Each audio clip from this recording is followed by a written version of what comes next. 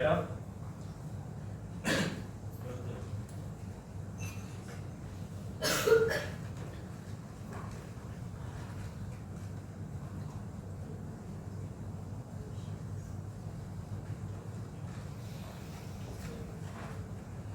Come, discuss. I need you all to discuss.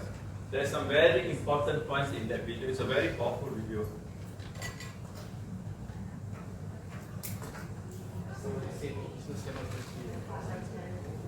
Right on.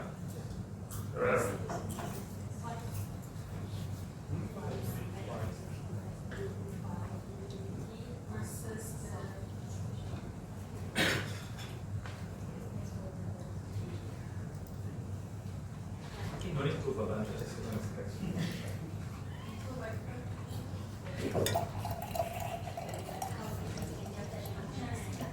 Written down. I'm waiting for you. Okay. Anyone want to share? Let's hear from the point A. The usage of fuels that impact the life, and how the new invention can sustain the community life and beneficial to them. Very good. What does that mean? That use ESG concept to reduce all the something that pollution. Pollution, correct. She said about the business cannot stand aside. You said that right.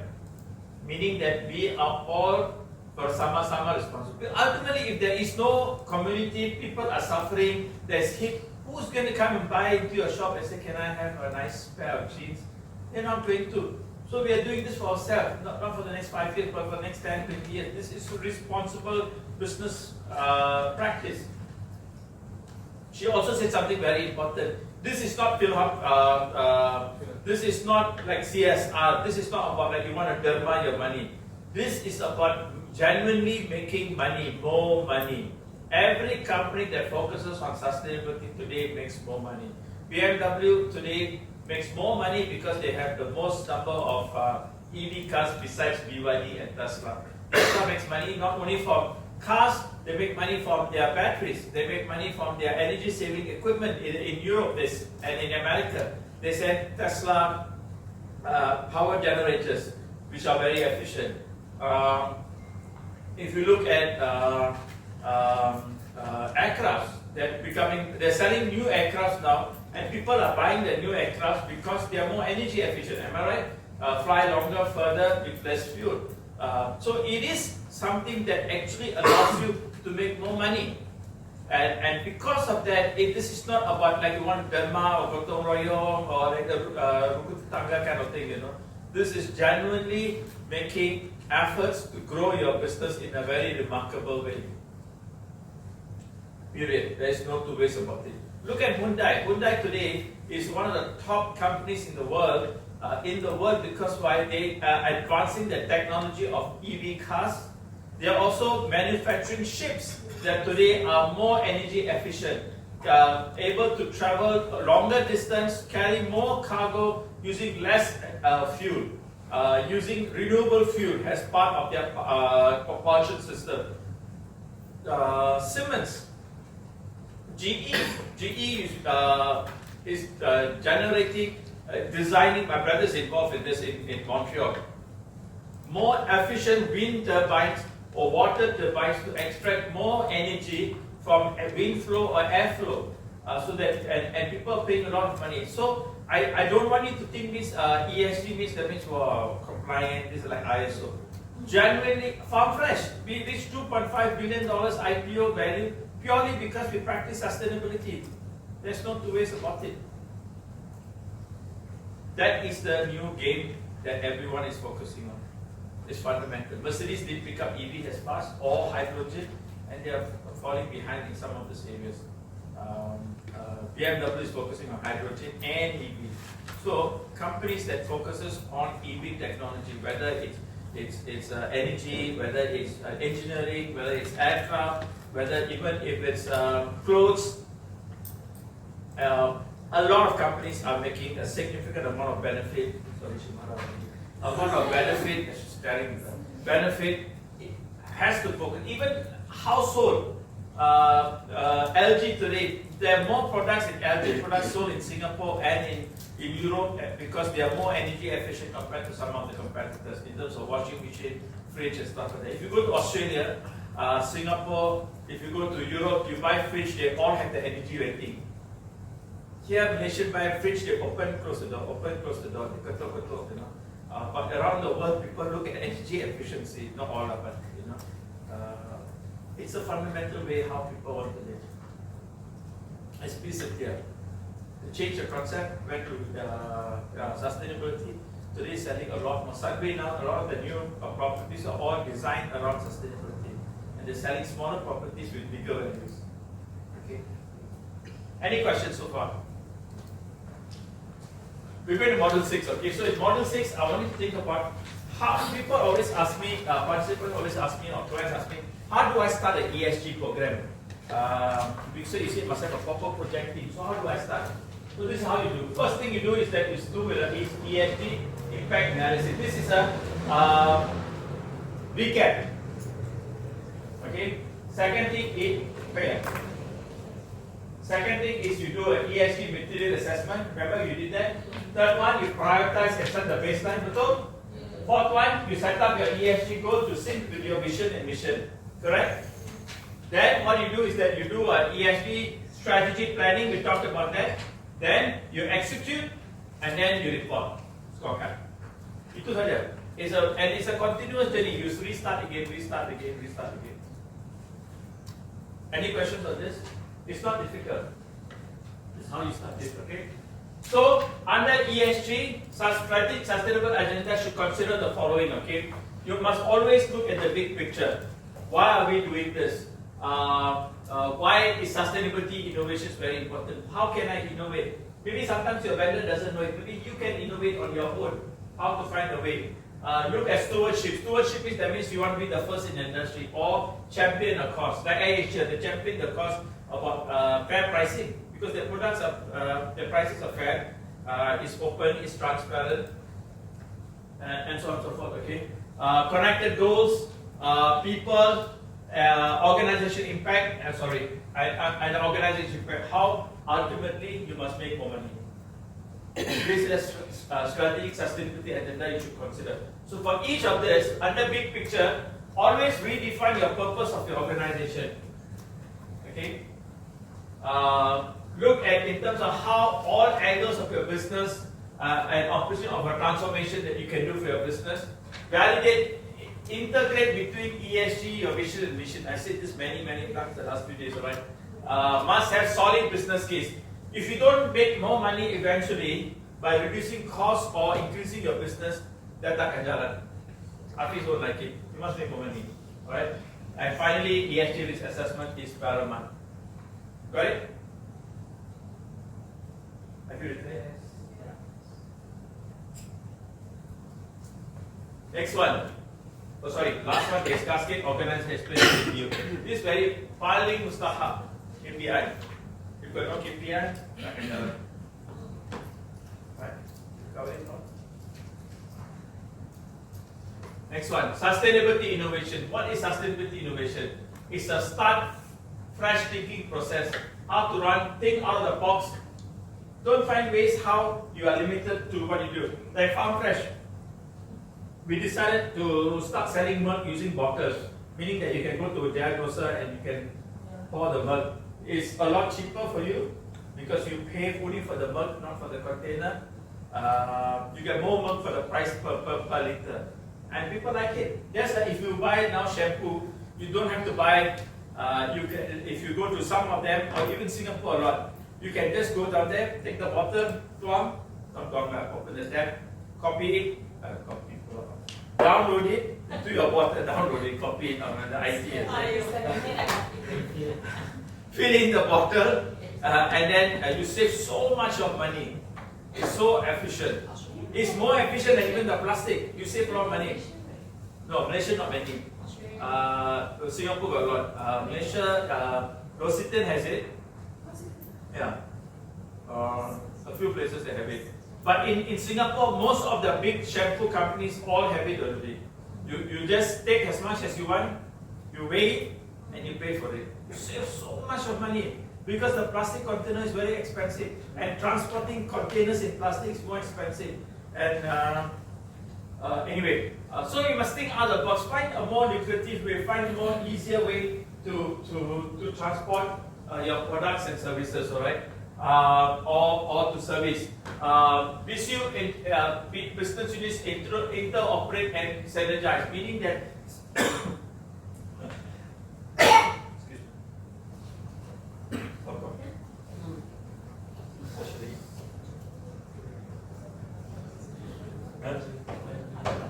Yeah. Sorry. Popcorn was upside the trees. So sometimes other companies between the business units they lawan. I remember a transport company I did in Johor. The maintenance of the bus company and the usage bus company that do business. Push it aside. Johor.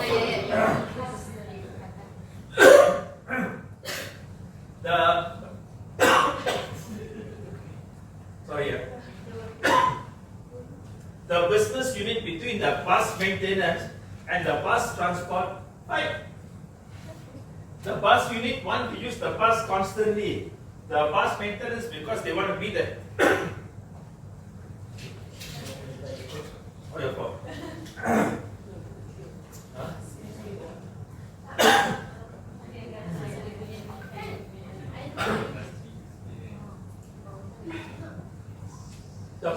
The bus company wanted to use the bus, and they wanted to run the bus all the time. Means that they want more vehicle on the street. The bus maintenance department is another company, same parent company. Their KPI is to make sure the bus service operation is on time, meaning that means the bus doesn't break down. Okay, the bus service company don't care breakdown. Breakdown, just bring another bus, and then the bus maintenance has to go and tow the bus back and stuff like that. So part of the ESG is that customer service is important. Maintenance is important because if your bus falls down, you go and tow the bus and come back, you incur costs, your repair bills is more. Because sometimes if suppose the bus is not ready for service, you go and run it, you damage to the bus engine. These are big engines, and if there's a fuel leaking, oil leaking, and you still run it, or the compressor problem. And they had a lot of operation issue, and finally I realized the operation issue is because this maintenance CEO and the bus operating CEO, the one. And as a result of that, they have so much of issue. So you have to think out of the box. You have to make sure that company look at the big picture. What is that you're trying to do and how you're trying to save it? That is fundamentally so important.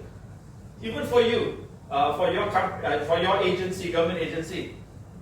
How do we? And for me, the way I listen to both of you, I think the biggest thing that you can help your applicants is to actually educate. Educate ways how they become ESG compliant at an early stage, so that when they go to bank eventually, because now they rely on government, our tax money, rely on grant, how they can eventually become more independent and then go to the bank under their own capability to apply. So education will play a very significant role. In service industry, like aviation service industry, business interoperation, I'm sure you got your IT team, you got a customer department team, you got your research team. The capacity for them to work together, to synergize is so fundamentally important. One company I know, their manufacturing company is one of the best manufacturing company. But after we have done an ESG requirement, to get the factory to be ESG compliant costs so much of money, it's easier for them to actually just sell the factory and buy ESG compliant products from China. Because they don't think China means that this is bad products. Now China got very good products, very good middle product, and they got cheaper, very cheaper products. So they have the good products or the decent products in China is far better than in many parts of the world, because in China, if you don't meet certain requirements, you can muscle jail. It's considered fraud.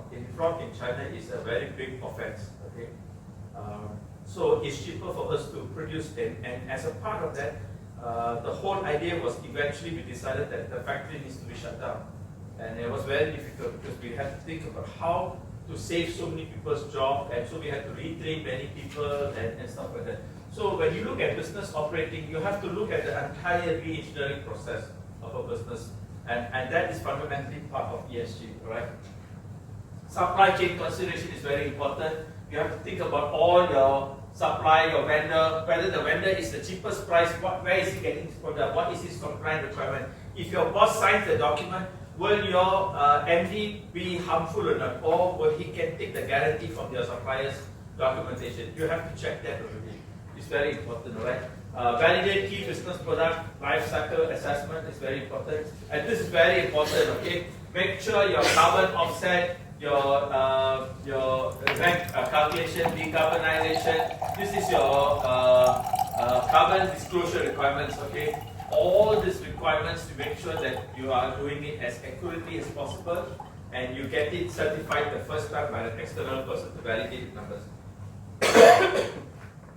This is very, very important for you for the first time to get it validated. Do it yourself, don't get other people to do. If you get other people to do, you don't learn. First time, do it yourself, and then get other people to come and validate for you.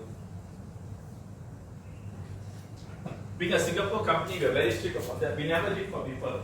We open, I come to say, I pay you, just do, my people are busy, I say, I don't do. Well, after I do, I finish our day, then you cannot continue, you pay me. So if you do, you stand there and we do together. This is the best. Empowerment is so important. Teaching is so important, right? Next is stewardship. Stewardship is about organizing workshop, engage big picture with board members, validate with key stakeholders, meeting board roles, and make board members become more responsible for sustainability, so that they can tell your boss how to actually be responsible and make sure you are focused on the right things. Okay.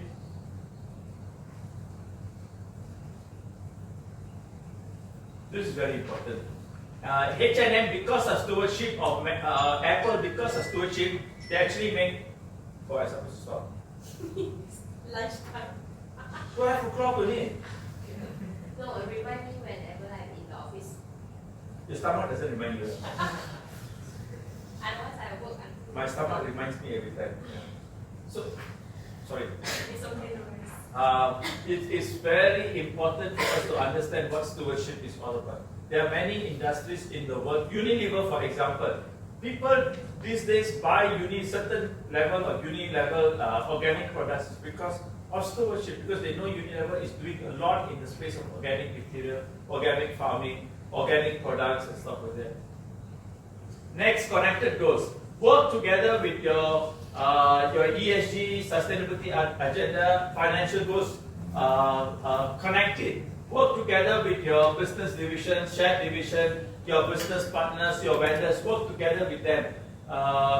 You should reflect all aspects of ESG pillar in your connected goals. Don't pick and choose, and make sure you disclose and communicate. Sometimes people don't communicate. It's better to communicate early to say that we have started this journey. We're going to be ready in 5 years or 3 years.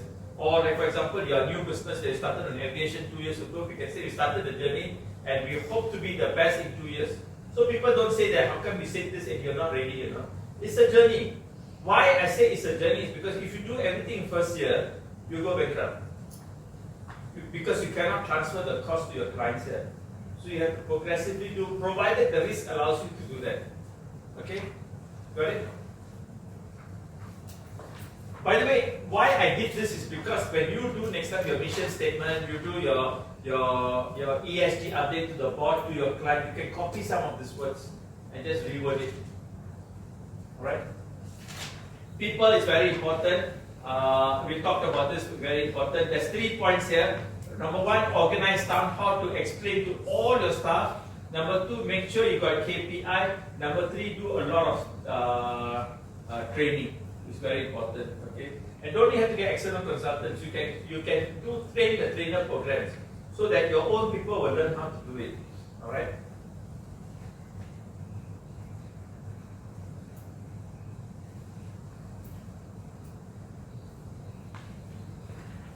So it's very good. Deploy behavioral change ideas. It's very good. In H&M, every time when a worker comes with an idea about sustainability, about making customers happy, or changing the way they do things, actually they reward the customer. Reward the staff very, very well. And a lot of the ideas that the H&M is currently practicing, even Uniqlo, actually comes from the staff itself. Came up with the ideas and how customers are very, very happy in the way how things are organized. All right. This is straightforward. Organizer impact. Make sure that you articulate what is that it means to you, to your business, so your staff knows why you are doing this. Your customers knows why you are doing this. Like for example, Bija. People like Bija because it's very transparent, it's very open. Most important thing is that they're saying that we keep the business very low, cost very low, so you get the cheapest insurance, and they let you be very transparent in terms of how you want to get and what features you want. You want a different, it's all consolidated, it's all aggregated, and so that's the business operating, which is part of sustainability too, because it's fair pricing, it's fair disclosure, right? Now, for an organization to begin in ESG, these are some of the top of the, for oil and gas companies, mechanical maintenance companies, this could be some of the top priorities. I'm just using this as an example of a heavy industry company, okay? You look at environment, safety, we have gone through this already, right? Okay. For an organization that's focusing on ESG in an aviation industry, these are the 6 things that you need, okay? Environment impact analysis, safety, sustainable change management. This has more than 6, I think it's 9. Energy efficiency, waste management, community engagement, or 10. Transparent reporting, innovation, continuous improvement, and green financing, right? So I've done this way because this is a very good checklist for you to develop your own plans. Okay? Now I want you to use the same format afterwards when we're doing the business case. It's a 1.5 hours business case. Your presentation has to be through PowerPoint. Cannot sit down from there and give any more. I want you to do PowerPoint, minimum 5 slides. Wow. Wait, what? And no popcorn. Popcorn is banned now. It's bad for the trainer. So afterwards, I would like you to do at least 5 slides. I give you 1.5 hours. You have to use all the templates that I've shared with you. Okay. This is one way how you're supposed to start with the work because it covers all part of what you need to think about and do. All right. You got this? Do you have this in your slides? No. You got it. Okay. Oh, you want to keep in the slide? Okay. Be very sure. I leave it for one by one first. Okay. So the first 3 is the most important thing which you focus on. Oh,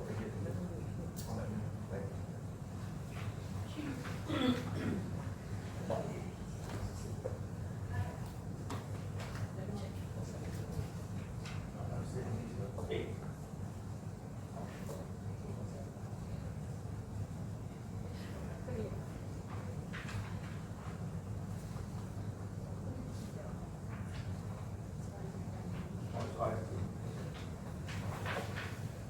So the first one is environment impact, second is safety, third is sustainable. I think I told you even insurance company go for environment first. Okay, that's the fastest and quickest way because you make sure you do your carbon disclosure, net zero complication indexes is very important. Then you look at energy efficient, waste management. This is very important. Okay, waste management is one where it's very critical because people want to see that you reduce the pollution to the planet. How you're practicing separation of waste in your office. Do you do separation of waste in your office? You do. Very good. Don't do. Go back to the office. Don't have. It's very critical. This is fundamental. Okay, this is fundamental, right? Implement a robust way. This, by the way, is not a template. This is checklist to me. Okay, not a template. Focus on reducing single-use plastics. Recycling systems for operational catering waste, I think it's very important. If you have a caterer in your office, you have to make sure that they even use sustainability to clear the products and clear the waste. That is how stringent eventually the policies will become. Community engagement. Then finally, it talks about transparency, innovation, continuous improvement, and green financing. I put this in the last because this is actually very important, but this is the easiest part to do because you can ask your bank, I want to get green financing, how do I get it? They actually will teach you how to do it. What are the data they want? What are the indexes they want? Okay. There are a lot of loans. We covered this yesterday, but you can look at it. There are a lot of green financing loan, government incentives, tax incentives that you ought to actually find out how do you benefit from it and take advantage. Because you save 200 basis points, 2%, 1.5%, it's a lot of money in terms of saving. And helps you to actually use them, the savings, to help you to become more green. And by becoming more green, your product becomes more premium. Alright? Now, this is another way for you to look at all the key aspects and roughly how long you should take to achieve them. Give you a template. Now, show me a focus, current state, proposed initiatives, KPI, so that fundamentally you get a very clear understanding in terms of how you should initiate ESG in your organization. Okay. Now, this is the template that we're going to start our case study. What I want you to do is that name your business division. Okay, whatever business division you guys to decide what you want to do, which company you want to do. You use currently your SAT, isn't it? SAT, right? Use single asset technology, is it? Use that. You do error. Okay. You can follow them, but you can think in your mind how will it be different for you. Okay. Think about your sustainable vision and mission, meaning that you don't write a new one. You take the current one and see whether it needs to be adopted or not. Okay?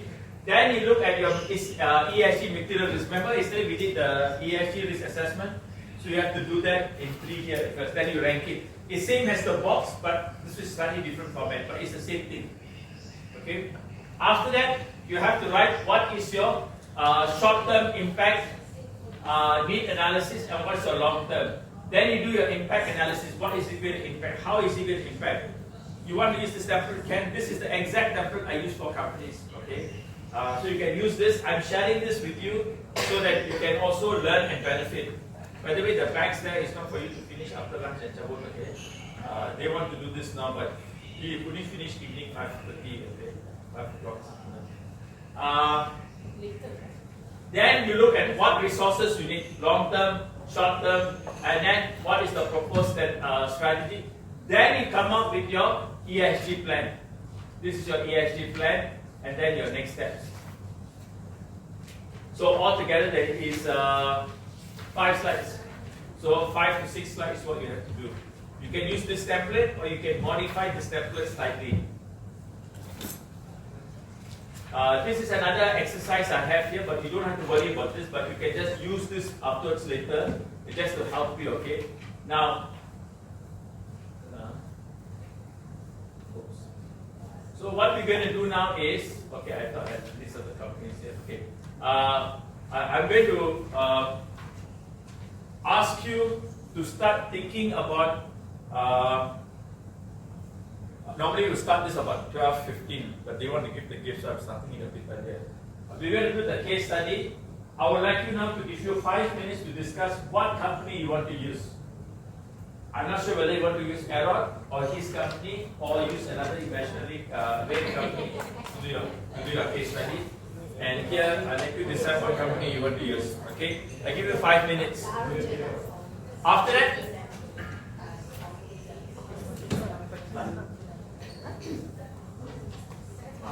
what do you think?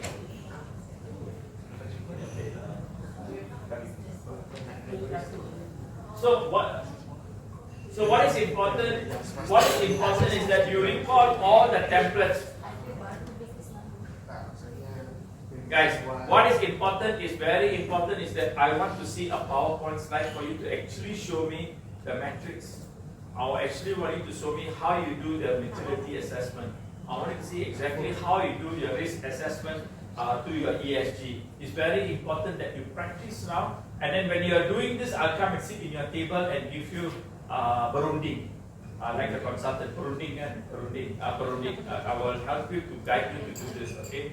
So I give you 5 minutes for you to think the company you want to do. You can do SAT, but you want to do some other company pun boleh. But I will, if I were you, I will do SAT because you get free consulting services here. Must use all the templates that I shared with you here.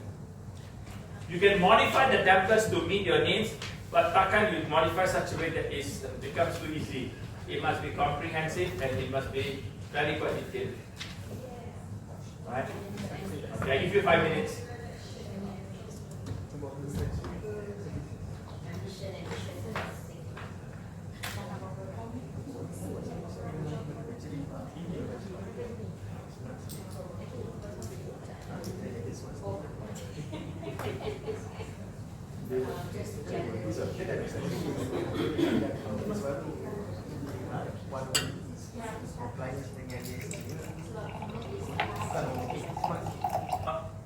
This relates back to you too, okay? So pay attention to the next slide. It's important, alright? Next one.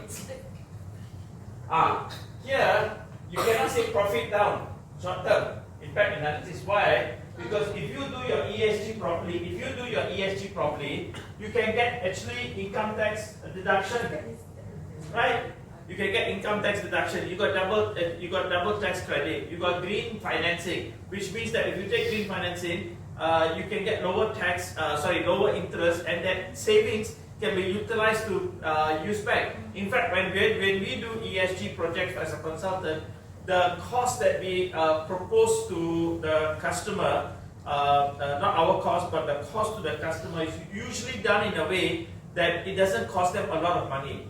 They either save from the operation savings because of ESG, or they get green financing, or they get some kind of a tax allowances back to that. So that if you tell management that you're going to incur more cost to the sustainability, it's very hard to get across.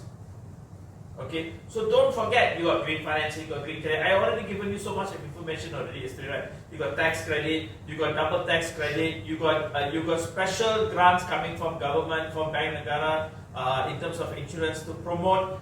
You got many a lot of IT companies willing to give you specialized programs for you to promote, to track ESG, because then they become also ESG compliant because their customers using ESG compliant.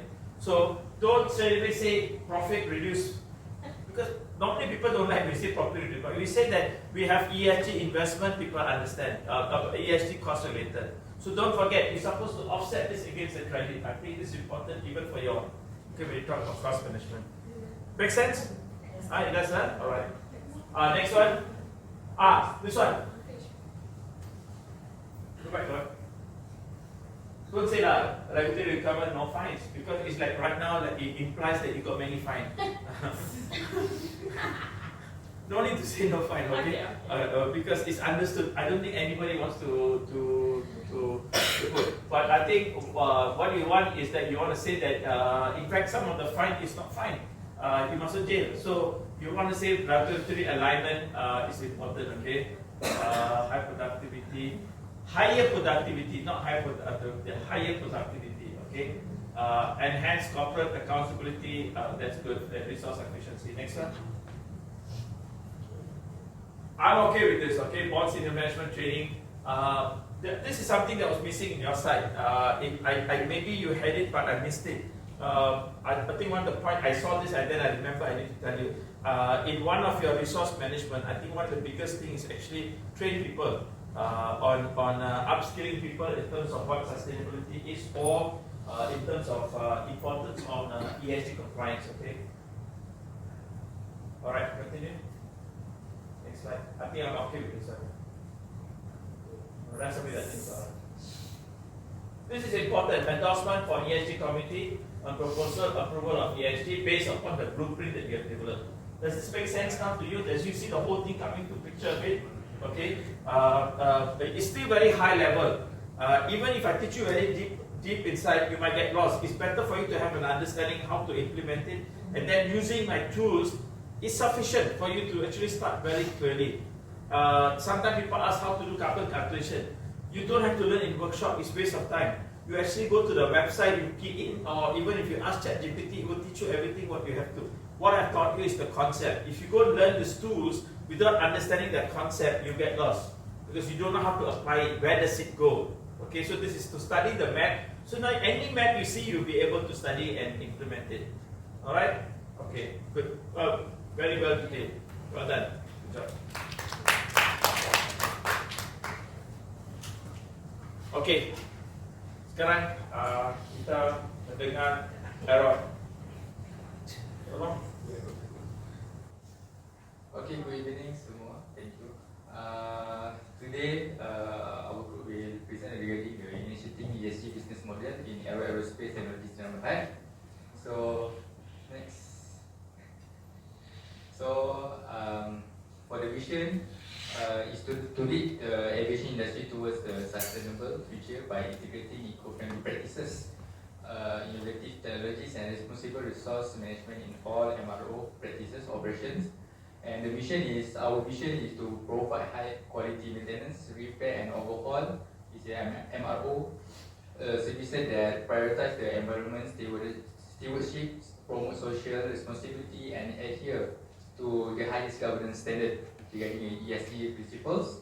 And we aim to achieve net zero emission by 2050 through continuous improvement in our process by collaboration with stakeholders and investment in sustainable technologies.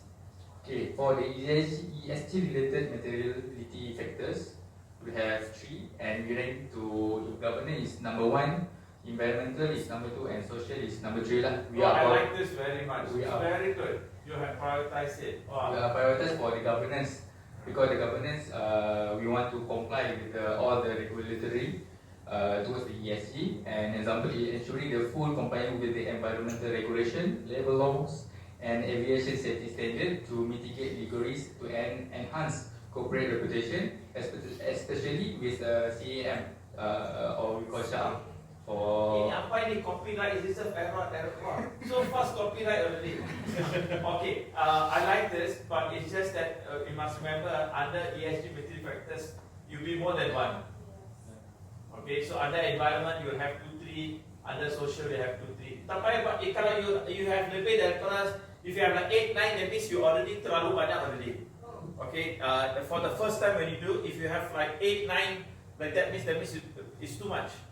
You just focus 2, 3, move it. Then after you finish 1 or 2, you go pergi cari some more. That's how you should do it.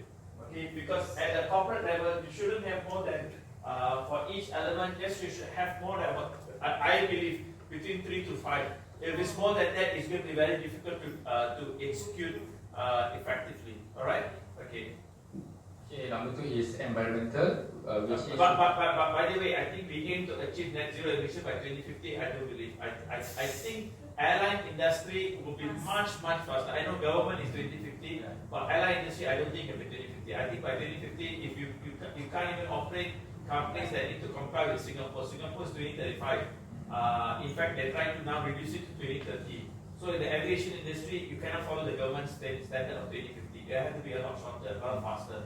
Right? So you need to find out what exactly most of your clients need. What is your regional airlines need? Suppose if someone comes to your industry, get your aircraft serviced by your, but if your standard does not meet international standard, they will have problems taking the aircraft back to another place in terms of certification.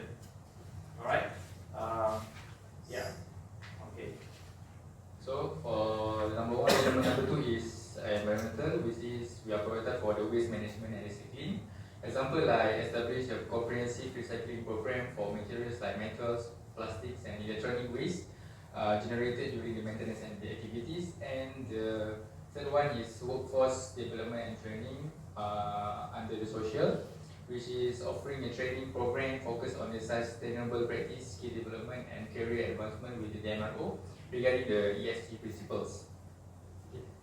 And this is a graph regarding the ESG materiality factor, which is for the important to stakeholder and ESG impact to the organization. So the first one is regulatory compliance that we prioritize the governance, and then the waste management recycling, and the workforce development and training for the last one. Next. Wait. Correct.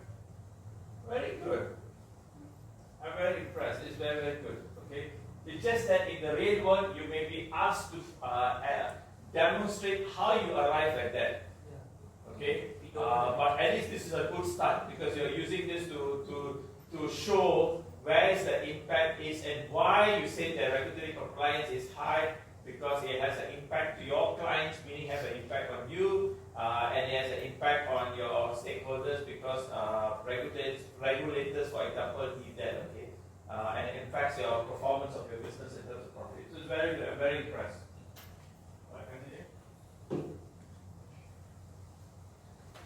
Okay, now let's look at the need analysis and proposed value proposition.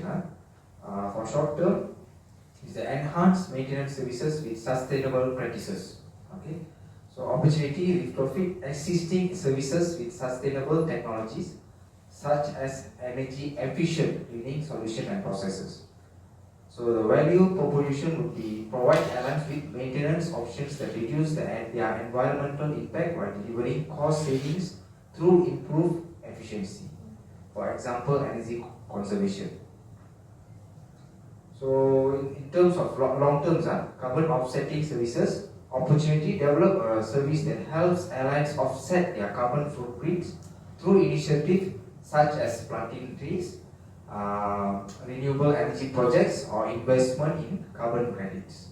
Okay, so value proposition provide clients with a clear path towards achieving net zero goals, enhancing their brand image while fulfilling their sustainability commitments. Okay, I 2 points, okay, before I forget. It's important for you, say, for example, energy conservation. You cannot say energy conservation, you have to be detailed. For example, energy conservation, like increasing the efficiency of our machine, maybe becoming more reliable, relying more on solar energy, for example. So you have to give some example, okay? And then you also put tree planting. Must be careful because if you go back tomorrow, ask your boss saying, "Apa yang belajar tanam pokok?" Bikin balik. Apa ini? So I know you mentioned about a carbon footprint, but you don't actually say tree planting. Actually, what you say is that you actually you invest in carbon offset projects where you don't plant a tree, but you buy credits or you invest in companies that are planting trees that sell you the credit that you can display in your integrated report. So you don't exactly plant the tree. They will plant the tree. You can plant your own tree too, like Microsoft and Apple, they actually plant their own tree. But you got now other companies that do this. Okay? Alright, continue. Okay, the next part is impact analysis.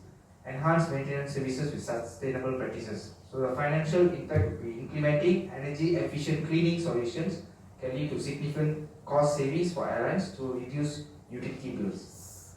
This initial investment in sustainable technologies may be offset by long-term savings, enhancing the financial viability of maintenance operations.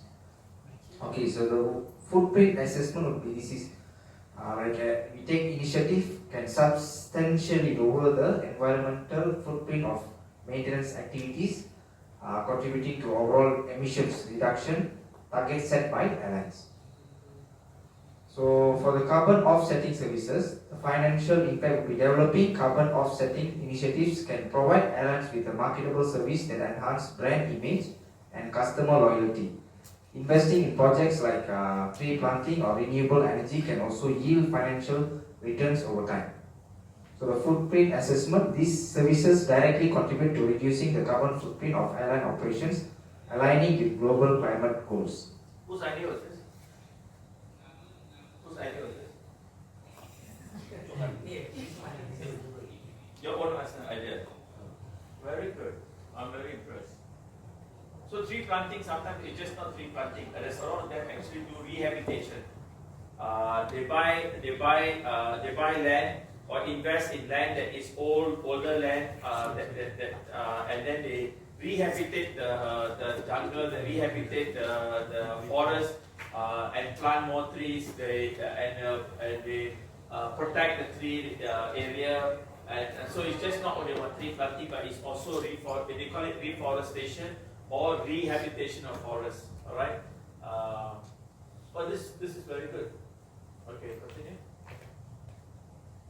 Anyone else? So for key resources, there is short term and also long term.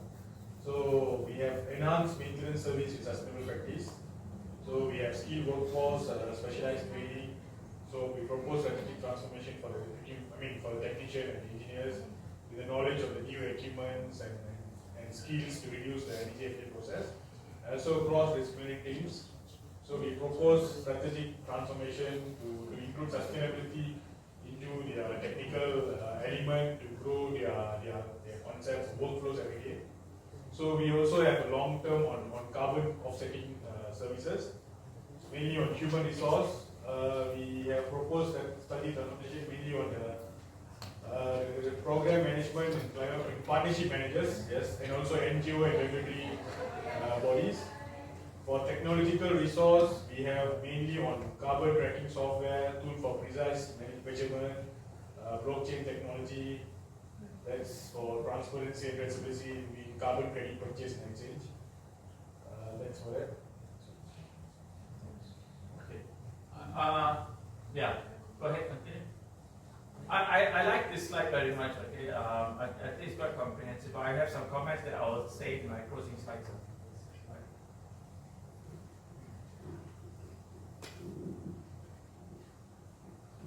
Okay, the next for the assessment of the business model.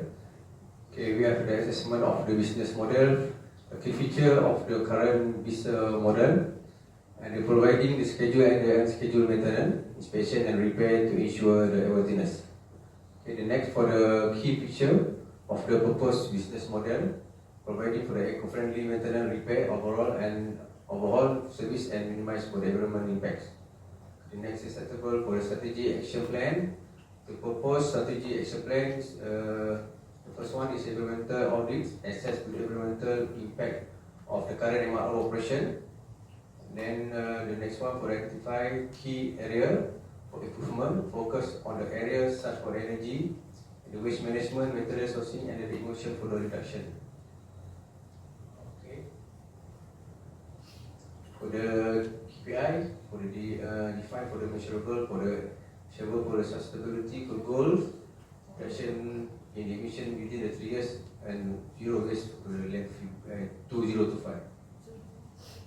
It is next year now. Can I? Possible.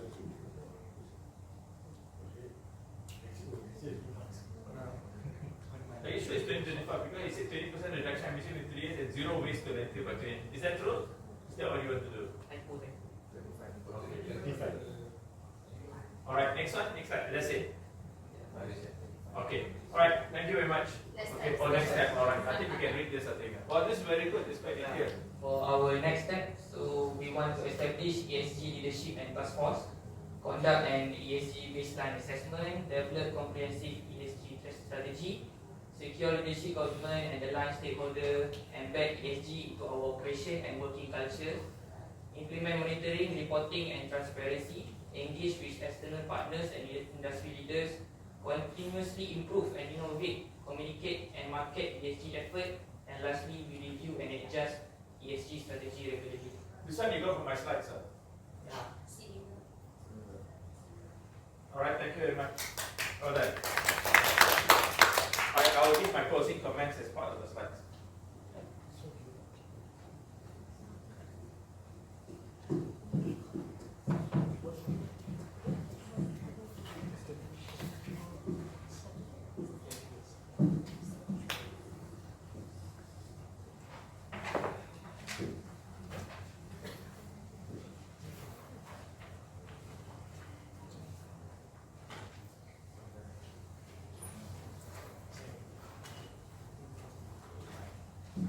Okay.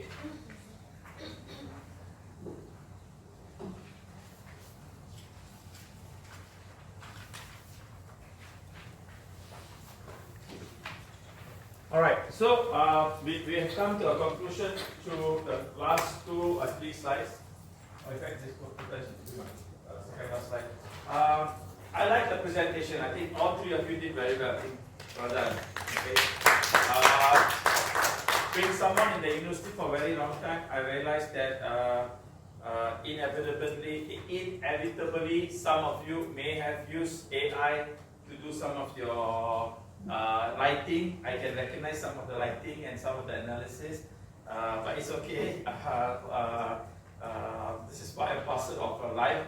But it's good that you actually stick to your original when you do some of this writing, because why? If not, you will learn in terms of where the writing is. So I can recognize some of the similarities in the words, but it's okay. The overall, in real life, you'll be using AI anyway. The third point is that I think it's very important for us to take a step back and realize that ESG is about providing a future that is sustainable for the world. But as far as our business context is concerned, it must be sustainable for the business. At the same time, it must be sustainable in a way that is profitable. You cannot run the business in a way that it's not going to be profitable. So therefore, you have to make sure that you balance. When you talked about your manufacturing company, you talked about the short term, you talked about the medium term. When you talked about your insurance, you talked about some of the challenges that you're facing in the short term and the medium term. And so did you in terms of your regulatory requirements, what the customers want. Usually, most of the time, the first two requirements on ESG usually comes to what? Need of your customer and your regulators. That's the most. Why? Because if you don't meet regulatory requirements, okay. At the moment in the country, the regulatory requirements usually is driven by RUSA. They have very stringent requirements in terms of a corporate disclosure. If you are a part of a public listed company, or if you are a listed company, or if you are an associate company, they will make sure you require to do a lot of disclosures and so on and so forth. Okay. A lot of this got to do with your carbon emission. A lot of this got to do with in terms of your integrated reporting. A lot of this got to do in terms of your disposable of wastage, how much of consumption of energy you're using, and so on and so forth. So there's all requirement. The other form of regulatory compliance, not really regulatory compliance, but you have to, is to rating agencies, to banks, because they are also compliant with, and they need to disclose how many of their customers is actually ESG compliant. Eventually, a lot of the banks will require you to be ESG compliant. If not, they're going to charge you a lot, because they will face problems with Bank Negara. Because Bank Negara will face problems at the global level for Malaysian countries. So it's like, it's what you call, it's correlated, and we have a lot of dependency between businesses, individuals, right up to world bodies. So it is of great responsibility for us to always recognize what is our ultimate goal and our ultimate aim. In between, of course, then we have our people, we have our society, we have our community. It's very important that you, in this program, within these 2 days, you realize ESG is not CSR. CSR is a very, very small component of ESG. It's no way responsible. CSR is like you take family out, you take children out, and then you go enjoy and you come back. And you do a bit of charity work. ESG is not charity work. ESG is actually we become charity to the world. Okay. Otherwise, we might not be useful. So, but that's point number one. Know what is the most important. Point number two is very important, is that you do the ESG material risk assessment very diligently. You have to cover all aspects. I remember I told you just now, you must do only 3-4, right? But to get a 3-4, you must have like 30-40. Then you condense, and under each pillar, you only do 3 or 4 or 5 maximum. Too many, it becomes very, very complicated at the individual level. At the department level, they can have another one. So the ESG risk assessment, the first time you do, must be very comprehensive. You have to look at every impact that you have on the environment, at the branch level, operation level, at the customer level, at your business partner level, at the raw materials level, at your vendor level, at your outsourcing company level. If you outsource your call center, also you need to go and access that, all under environment. Under social, you must look at your people, look at your people's people, your family, look at your customer, look at your stakeholders, look at your community, Look at the people that you're impacting. Social has a lot of aspect in terms of what you're supposed to do in the first place. For example, under social insurance in overseas, if you don't have a product of people need, it's considered bad because you're supposed to serve the society. So you have to even take a step back and say, is my product really serving the community, or am I just making a lot of money? Because they want it under fair pricing, they want you to make decent, good money, but they want at the same time for you to become a responsible corporate citizen. That's under ESG, because the world is asking you to do that. Okay, like Apple, around the world people think Apple phone is very expensive, but if you go to US and Europe, your old phone, if you give back, they give you a lot of money before you buy a new phone back. Which is why overseas they keep changing their phone, because you give back the old phone and you can buy a new phone and just upgrade it. In Malaysia, of course, you cannot. Okay, it's not reached a level yet for us to do that. So it's about responsible, being a responsible corporate citizen. For example, airlines industry, they cannot compromise on safety. Okay, for the sake, of course, we know what happened to Boeing in terms of the 787 MAX, isn't it? And they were fined heavily, and the CEO was sacked eventually, isn't it? Because they would not compromise on safety. People take great care and a great sense of responsibility. Even cars recently, Daihatsu, they fabricated some kind of safety rating because they wanted to get the safety report higher. Daihatsu, some of their people did not do what exactly they were supposed to do, and as a result, many people lost their jobs. More importantly, thousands of millions of dollars of fines were paid by Daihatsu parent, which is Toyota, and the Toyota chairman came outside and said, "I'm sorry," he bent down like that and said that I have failed you, I have let you down, because that is not the corporate culture for Toyota, but it allowed to happen. So under social, it is just not, social means not you go and buy, some people think, Khalifa, buy t-shirt, go and buy mineral water, take picture and say we have done some social work. Social means is part and parcel of your business in terms of how you operate, okay? The third one is under which pillar? Is G, governance, okay? Governance is the most difficult and the most difficult in Malaysia, because why? We are all used to the word voting, right? Governance means ethical practice. Governance means being transparent. Governance means the process of even in the working climate in the office. Governance means fair pricing. Governance means being ethical and being honest to customer in terms of this is my practice and this is what we do. And stuff like that. Like Toyota, recall all back the cars by Daihatsu or like Kodua and then they repair for free. That's part of governance, that is part of ethical. In Malaysia, there's a lot of companies already becoming very ethical, they're very transparent. They're giving more ladies more responsibility, they're balancing the workforce. People know what people are getting, people are becoming more and more transparent. Government is becoming more transparent. Because they have no choice, because international pressures are there for you to become more ethical, become more disclose what is in your product. Sometimes people don't disclose. People disclose not what's my product, what is my expiry period. It's becoming more and more stringent. So this is the three pillars. So we learned about credit, ESG, risk assessment, credit risk assessment.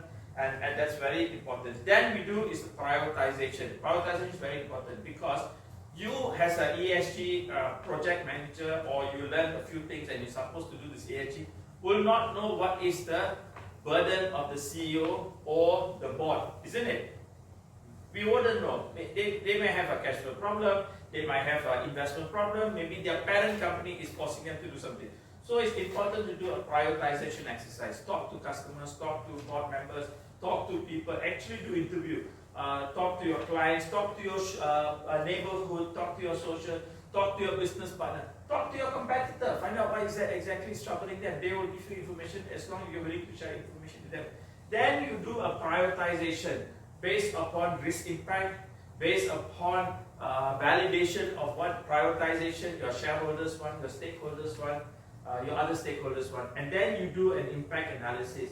Also talk to your regulators, say that we are starting this is what we want to do, Is there anything that we are missing or not? Should we be doing anything? Usually they're quite helpful. In my experience, they're usually quite helpful and quite honest about you being very transparent. Shipping companies I've done before, and the main reason the shipping company wanted to do was that they did everything, but they forgot about the staff.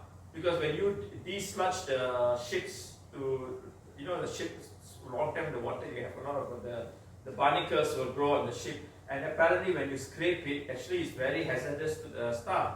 And they were only given a normal mask, So when they finished the whole thing, and one of the staff said, "Boss, what about this project, and that's when they realized that they have done the whole ESG, but they forgot about the welfare of the staff that is working in the factory. So it's very important for us under the risk assessment for ESG, you cover all angles. You talk about staff, you talk about customers, you talk about even your foreign workers. They're there. What is the condition? What is their living condition? What is their health status? Everything has to be, because if they do an audit, you may be implicated, okay? After you do an assessment, then you do your prioritization.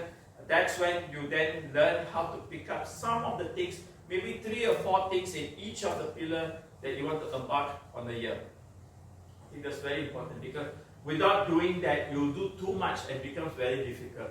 I've said this before, the ESG committee should only do reporting and talk about progress, but shouldn't initiate the ESG. Who should initiate the ESG? The respective department. If a customer service department has issues with ESG as far as customer service, they the ones should run the ESG. So they own the ESG, they run it. That's why I say it must be part of the strategy. If there is an issue with renewable energy, the plant manager and his team should manage it, not the ESG team. Okay. So when you look at this,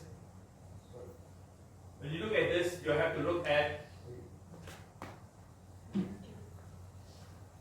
Okay, describe ESG and sustainability. So you should know what is ESG is, and sustainability, the whole broader picture of your business. So ESG is a specific thing about environment, about social, about governance, very, very specific detail. Okay, some of you just now, I remember, some of you very detailed, some of you a bit vague a bit, okay? You have to be very detailed. Sustainability on the other angle is the whole business. The future of the business. If you are doing ESG and you are deploying ESG in a plastic company, ESG will tell you that you're on the right track. Sustainability will tell you that in the end, people might not use plastic bag anymore. So ESG is very detailed but very macro. Sustainability is the whole wide picture. ESG will tell you that your petrol station must be this way. Energy compliant, must be clean, must be safety.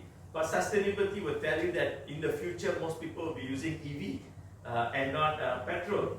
So do you understand the difference now between ESG and sustainability? So sustainability is the whole angle. If you are ESG and you got a lot of car mechanic shops, workshops around the country, maybe you become more compliant, energy saving, better fuel discharge, better waste management. But sustainability will tell you that in the future, there will be less petrol cars, there will be more EV cars, and your car mechanic shop has to change the way how you repair cars, because there will be different type of cars that are coming. So you must know the difference between ESG and sustainability. Alright. The next point that is very important is that you must recognize what is the ESG element in your business, which we have done this in the last 2 days. Okay. What is the element of each perspective in your business? And you must drill down to the point that you cannot drill down anymore. Must be very detailed. It cannot be energy saving. It must be specific. Are we talking about lighting energy? Are we talking about heating energy? Are we talking about cooling energy? Are we talking about power energy? Are we talking about machinery energy? Are we talking about vehicles that we use in our factory? So you have to drive down very to great detail. Third one, you have to identify potential impacts and opportunities, meaning that what is my risk impact, what is my operational impact, what is my regulatory impact, what is the impact to my clients, and what's my opportunity to turn this around to become a better business. Just like how Farmfresh did, many other companies, even I think companies like even Zeus Coffee, use sustainability, and today they do very well because the way how they operate. Fourth point, I think is very important. You should look at describe selected best practices. We talked about a lot of best practices, right? I shared with you about Microsoft, I shared with you about Windows, I shared with what aviation industry in Singapore does. We talked about AirAsia, we talked about Farm Fresh, and a few other examples that I shared with you about other companies. So it's very good. You can easily get this from case studies on the internet in terms of how to help you to decide in terms of what you should do. Fifth, we learn how to identify stakeholder expectation. Best thing to do is to send out interview questions, talk to people, talk to your business partners, and this is the best way for you to articulate in terms of what people need and what are the framework standard requirements that you need. This one is very important, okay? Don't ever, you can always reach out to me. I can help you to actually either tell you what is the framework you should be following, or I can help you to, I can do some research and ask some friends in this industry to come back and tell you this is what you should be following. You can always reach out to me, or you can ask the regulator directly itself, right? In terms of the framework. Sixth point, mitigate sustainable ESG risk elements. We did this yesterday in the evening, remember? We did our case study, identifying risk element and finding out what to do. That was the case study we did last night and we presented this morning. That was the risk element. That is very, very critical. That template is very important. The impact of the template and all the templates that I shared with you, this is not from internet, okay? This all I designed, my colleagues designed in Eden, which we actually use. This is very practical. This is not training materials, okay? I don't train. I actually teach you how to do consulting work in ESG. So you become internal consultants, consulting work in your own company. So these are actual templates that we use, which you can learn. And finally, initiate ESG sustainable. You must embed it to strategies, which is what we did just now. Because finally we came up with action plan, strategy, and action plan. So you did the whole thing. Of course, we covered, I would think that we covered high level and we covered to some medium level. But what I don't want is to teach you a lot of theory and you don't know how to go back and start.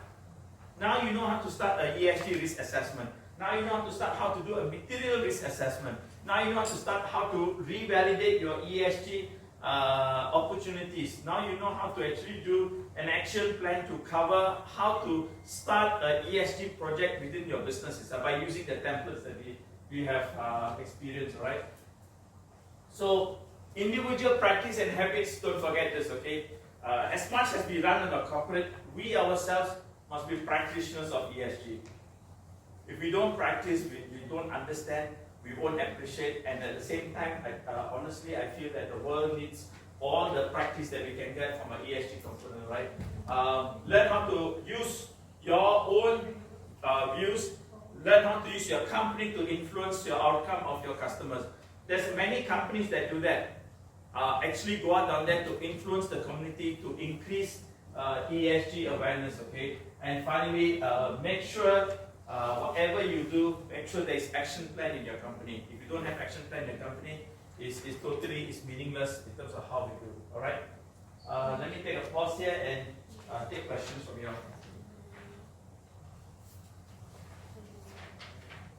Any questions? Madam? Ajit? Question? Madam? Error? Kalau panjat pagar and masuk, you all tolong me. I want to see your plane distance.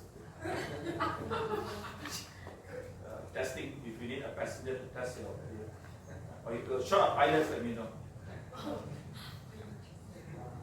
When it comes to selecting a committee for ESG companies, who are the correct person? Very good. It's a very good question. That's something that we didn't discuss, okay? It's in one of my slides, but we didn't talk about it a lot. Most important person, number one, you must make sure the finance guy is there, but don't let him dominate. Accountant will just talk about number, have absolutely no clue about anything. And if you're just interested in reporting, because the Busa reporting is his kepala, he'll try to hijack it. Okay? I'm an accountant, so I can get to accountant, okay? Don't let accountant, I was not an accountant, I used to be. They make sure they are there, but you educate them and control them. Number two, your boss. Okay, whoever the MD or your Chief Operating Officer, your CEO has to be there, because why? This is an organization strategy, not a project strategy. That's very important. Third one, if you have a risk or a compliance officer, your Chief Risk Officer or compliance officer must be inside there. Because they always will say that, oh, okay, after you do this, they say, oh, this is risky, this, that, everything. Put them inside, because they already have done a risk assessment. So you can extract it out and do your ESG on their risk assessment. So it's faster, okay? So already covered 3 people. Next one you have is HR. Why HR? Is because HR gives you all the data about the people. You need a lot of information about the people. Number of people that you have, how they travel. There's a lot of data about branches and everything. So admin and HR has to be there. Finally, it's all your customer fronting people. Either your sales, head of your sales, head of your consumer, head, whoever is doing it, your plant manager, all the people that are dealing with the business, meaning purchasing team, plant manager, inventory management or stock management, customers or sales people, they all have to be there. At least in the steering committee, they have to be involved. But for an SME where power resources is so much limited. This is the functional role. Even your company is small, maybe some person do more than 3 or 4 jobs, they have to be there. Because that's what we are facing. I mean, we try to have. Usually SME companies, it doesn't matter. All the bosses should be inside. Because what I told you is the functional role, not the people. So in SME, you need all this role. So they all have to be there. That's why you go tangkap the 1 or 2 big ikan first. You get the MD, you get the CFO, all will come inside. You don't lead the project. You just become the reporting project, and then you progress the thing. Let everybody take the lead of each of the transformation. And then the template, let everybody fill up their own template, and then come back. You consolidate the template. You know the risk assessment on the each pillar. Let them fill up the template. Let them do this. Whatever you did now, they should do for the each department. And then you come back, you consolidate, then you put it to the table. Let the whole team pick and choose now which is the most important thing. You should not do for the whole bank or the whole company or the whole insurance company. You will definitely miss out. Let them do it and then come back. Treat their own department as if it's a company by itself. And then you cascade up. A small company, maybe you did, the engineering team should do one, the IT team should do one, the management team should do one, and then you combine. If they're not very clear, what I used to do is I call everybody inside, have a table, finance team sit one table, manufacturing, marketing team sit one table, a manufacturing operation team one table, distribution and marketing purchasing team one table. This is what I did for oil and gas company recently in Bintulu. And then the services and the engineers one, because they all talk different. Some of them don't even know each other. All one table. So they do, all consolidate, put on the screen, and then we prioritize. Don't let them take it back and do. Actually do a co-creation back. It's faster. In one day we finish everything. Okay? Okay. Any other question? You? Any question? Okay. You have my number. There is a chat group we have created. Feel free. I'm not chasing for fees. God has given me enough. But I like to share. At the same time, when you ask me a question, I also learn. Right? So share with me a question, except for you guys. Okay? You're playing Pajat.